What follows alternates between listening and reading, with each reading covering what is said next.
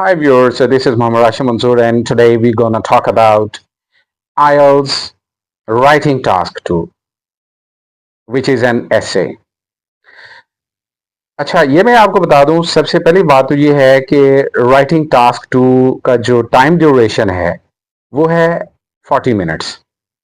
Within 40 minutes you have to type or write on paper 250 to 300 words. ठीक है. और आपने चंद एक बातें ज़हन में रखनी हैं ऐसे लिखने से पहले. सबसे पहले तो ये देखें कि एसे की स्टेटमेंट क्या है और एसे की टाइप क्या है. कौन कौन सी टाइप के एसेज आते हैं ये मैं आपको बता देता हूं. Problem solution, agree disagree, opinion based और कॉज एंड इफेक्ट और कंपैरिजन एंड कॉन्ट्रास्ट. ये मुख्तलिफ किस्म की टाइप्स हैं एसेज की. बहरहाल इससे आपने परेशान नहीं होना कि कौन सी टाइप आ गई, एग्री डिसएग्री आ गया या ओपिनियनेटेड ऐसे आ गए या प्रॉब्लम सॉल्यूशन ऐसे आ गए या रीजंस एंड सॉल्यूशंस बेस्ड ऐसे आ गए. इससे आपने वरी नहीं करना. आपने करना क्या है, सबसे पहले आप स्टेटमेंट पढ़े. एक ऐसे की स्टेटमेंट जो है ना उसे आपने गौर से पढ़ना है और उसमें से जो कीवर्ड्स हैं उनको पॉइंट आउट कर लेना है. ठीक है. उन कीवर्ड्स को आपने जहन में रखना है. उसके बाद स्टेटमेंट के नीचे एक टास्क दिया गया होता है. ठीक है. उस टास्क को आपने गौर से पढ़ना है और उसके अकॉर्डिंग आपने ऐसे लिखना है. एक सैंपल फॉर एग्जांपल हम डिस्कस कर लेते हैं. A latest research has demonstrated that the crime ratio among teenagers has dramatically increased in many parts of the world. What are the possible reasons for this crime and what solutions are available? ठीक है. आपने गौर किया कि पहले एक statement आया है और उस स्टेटमेंट के फौरन बाद एक task. Task means what you are suppose to do. पहले तो आप एनालाइज करें टॉपिक को. टॉपिक को जब एनालाइज करते हैं तो उसमें मेन चीज है crime. It's all about crime. लेकिन क्या ये जनरल क्राइम्स की बात हो रही, ये थोड़ा सा आपने नैरो डाउन करना है टॉपिक को. ठीक है. टॉपिक को नैरो डाउन किया गया है. यहां पर जनरल क्राइम्स की बात नहीं हो रही. ये बात हो रही है क्राइम्स कमिटेड बाय टीनेजर्स जिनको लॉ की टर्मिनोलॉजी में हम बोलते हैं जुवेनाइल डिलिंक्वेंसीज. ठीक है. सो इसमें अगर हम कीवर्ड्स पॉइंट आउट करते हैं तो वो है टीनेज क्राइम्स. और जैसे ही हमें ये समझ आ जाती है, हम एनालाइज कर लेते हैं कि ये it's all about teenage crimes, तो उसके बाद हमने टास्क की तरफ आना है. टास्क को एनालाइज करना है. उसमें दो चीजें. पहली चीज क्या है, रीजंस. दूसरी चीज क्या है, सॉल्यूशंस. ठीक है. सो हमने रीजंस और सॉल्यूशंस पर ही रहना है. We are not suppose to explain effects at all. ठीक है. क्योंकि इफेक्ट्स पूछे नहीं गए तो हमने इफेक्ट्स के बारे में कोई बात करनी ही नहीं है. आइल्स का जो ऐसे होता है ना, ये बड़ा कंपैक्ट किस्म का होता है. रेलेवेंट आपको लिखना पड़ेगा. आप इसमें गपशप नहीं लगा सकते. You can't right fluff, unnecessary fluff. You have to be quite relevant. Otherwise ऐसे में बहुत सारे स्टूडेंट्स पिट जाते हैं. Why? Because वो ट्रैक से हट जाते हैं. उन्हें लगता है कि जैसे इंटरमीडिएट पार्ट 2 में उन्होंने एसेज याद किए और लिखे, वो बिल्कुल वही style. No my dear, it's entirely different case. आपने बिल्कुल वैसे एसेज तैयार नहीं करने जैसे आपने इंटर पार्ट 2 में किए. ठीक है. सो it has a different way, a different style, a different structure. ठीक है. लो जी, सबसे पहला काम क्या था कि आपने ऐसे को एनालाइज करना है. ऐसे के टॉपिक को और ऐसे के टास्क को दोनों को जब आपने एनालाइज कर लिया, उसके बाद अगला स्टेप है ब्रेनस्टॉर्मिंग का। What is brainstorming? इसका मतलब है कि आपने ना जो टास्क है, टास्क में जो चीजें रिक्वायर्ड हैं, just like reasons for teenage crimes and solutions, आपने इनके हवाले से ना पॉइंट्स लिखने हैं। पहले आप रीजंस के मेन पॉइंट्स लिख लें, उसके बाद सॉल्यूशंस के मेन पॉइंट्स लिख लें। मतलब आप दो कॉलम बना सकते हैं ब्रेनस्टॉर्मिंग में, and this can be a great help. ठीक है, this is called pre writing, यानी कि असल ऐसे लिखने से पहले आपने ये ब्रेनस्टॉर्मिंग करनी है। अब एक्चुअल एग्जाम में तो आपके पास ना तो इतना टाइम होता है कि आप लिख सकें ब्रेनस्टॉर्मिंग, और ना ही वहाँ पे इतनी स्पेस होती है, ठीक है, कि आप वहाँ पे अलग से ब्रेनस्टॉर्मिंग पहले करें फिर उसको क्रॉस करेंगे, ये एक रफ वर्क है, तो वहाँ पे ऐसा टाइम नहीं है। लेकिन हम बात कर रहे हैं प्रेपरेशन की।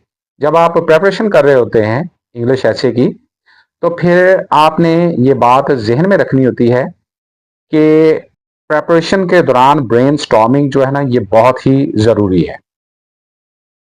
ब्रेनस्टॉर्मिंग जो है ना, ये आपको काफी ज्यादा हेल्प करती है, लेकिन with the passage of time आप इतने एक्सपर्ट हो जाते हैं कि जो ब्रेनस्टॉर्मिंग है, इसे आप इसकी जरूरत नहीं पड़ती, मतलब लिखने की जरूरत नहीं पड़ती। वैसे आपको मेंटली ब्रेनस्टॉर्मिंग करनी पड़ती है जब आप एग्जाम में बैठे होते हैं, और उसमें अपने पॉइंट्स जेन में लाने होते हैं। फॉर एग्जाम्पल, अभी मैं लिख तो नहीं रहा, लेकिन हम वैसे मेरे जेन में आ रहे हैं कि रीजंस क्या हैं, टीनेज क्राइम्स की रीजंस क्या हैं। एक तो रीजन ये है कि जो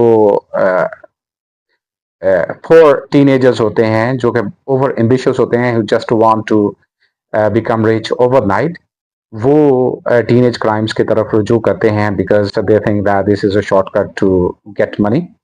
ठीक है, इसके अलावा दूसरे नंबर पे the divorce between parents is another reason.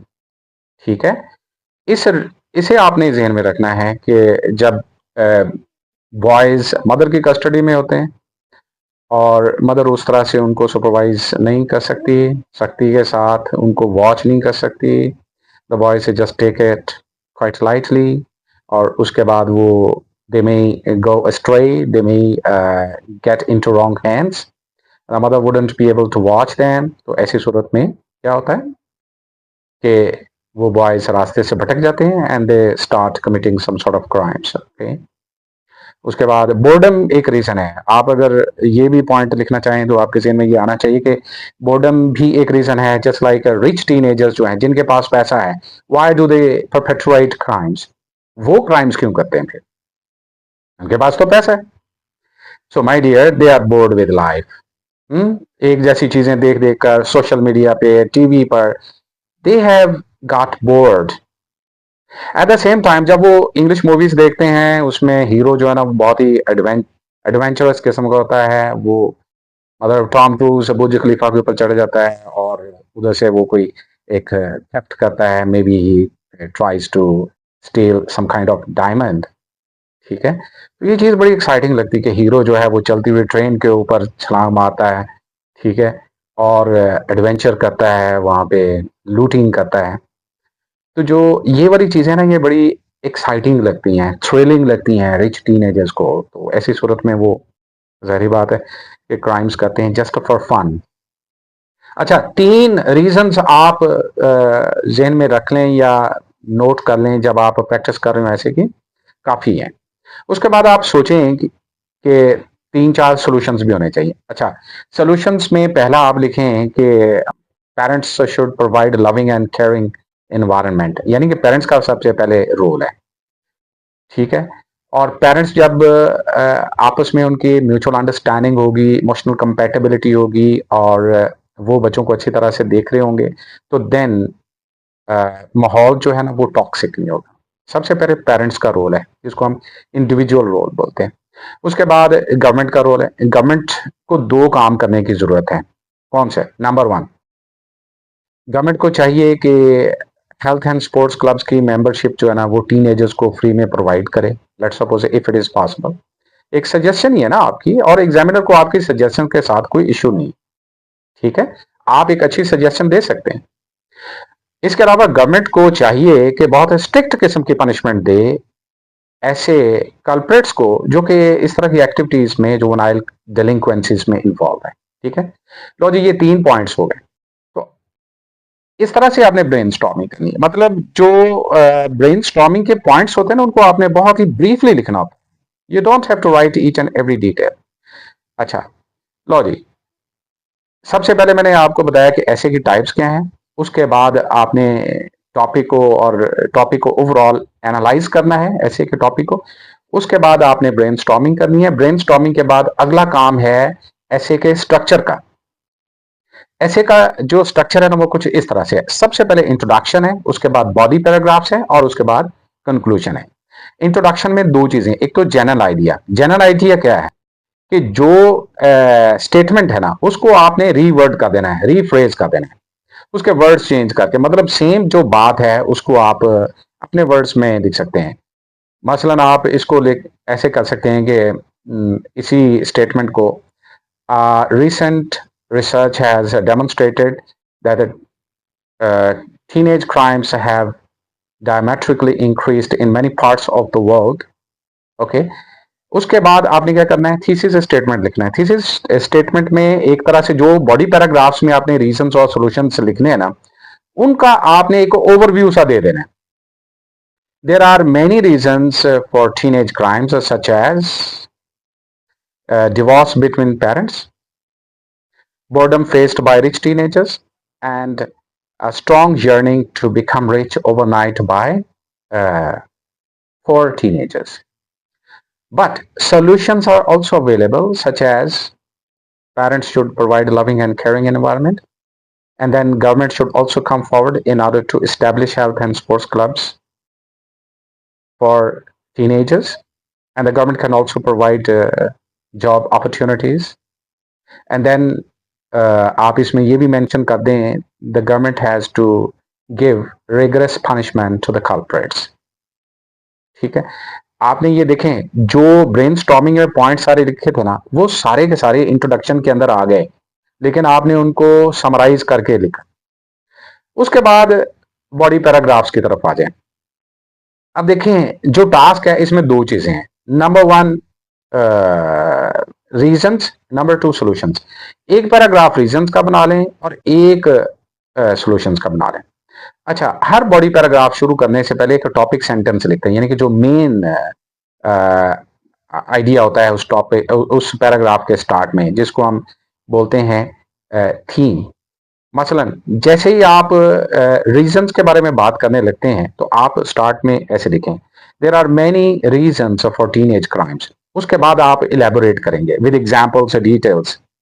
ठीक है, उसमें पर्सनल एक्सपीरियंस भी आप मेंशन कर सकते हैं, but it should not be so detailed. ठीक है, एक बॉडी पैराग्राफ है ना, उसका स्ट्रक्चर भी आपने जेब में रखना है। Start with the topic sentence followed by examples details and other things like personal experience. ठीक है, इसी तरह सोल्यूशन का आपने पैराग्राफ लिखना है। स्टार्ट में एक topic sentence, there are solutions available in order to curb teenage crimes for instance.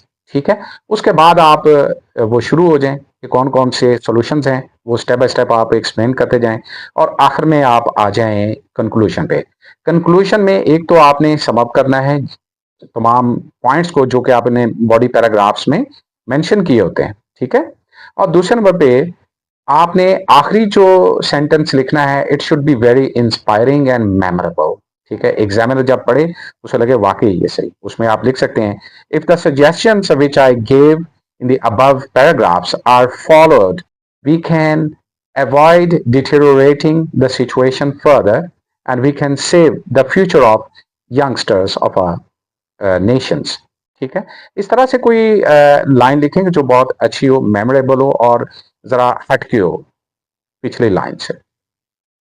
ठीक है, सो इसमें चंद एक चीजें और भी आपने जेब में रखनी है। फॉर्मल लैंग्वेज यूज करनी है, इसमें आप शॉर्ट फॉर्म ऑफ वर्ड्स जो कंट्रैक्शंस हैं नेगेटिव या पॉजिटिव, वो यूज नहीं करनी। कंट्रैक्शंस कौन सी होती हैं, जैसे डू नॉट की बजाय आप डाउंट लिख देंगे तो वो गलत हो जाएगा। ठीक है, इस तरह आप स्लैंग्स यूज नहीं करने हैं। ठीक है, वाना, गोना, गोचा, गोटा, इस तरह करके जो स्लैंग्स हैं ये यूज नहीं करते हैं। So remember. ठीक है, और इसके अलावा मैं एक बहुत ही इंपॉर्टेंट टिप आपके साथ शेयर करना चाहता हूं। मैं आपको ना स्ट्रांगली रिकमेंड करता हूं कि चंद एक एग्जाम्पलर्स या सैंपल्स या मॉडल्स वो आप तैयार करें। Thank you very much.